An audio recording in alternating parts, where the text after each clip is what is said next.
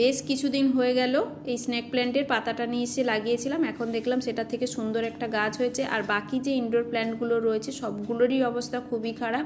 এখানে যেমন একটা রয়েছে স্নেক প্ল্যান্ট, স্পাইডার প্ল্যান্ট, অ্যান্থেরিয়াম, আরও বেশ কিছু গাছ রয়েছে, প্রত্যেকটা গাছ একদম ধুলো পড়ে গেছে। তাই ভাবলাম যে গাছগুলোতে মাঝে মাঝে একটু খাবার দেওয়া উচিত বা জল দিয়ে স্প্রে করে দেওয়া উচিত। আমার কাছে কিছুটা পরিমাণ জল ছিল সামনেই, তাই ভাবলাম প্রত্যেকটা গাছ একদম জল দিয়ে ধুয়ে দিলাম।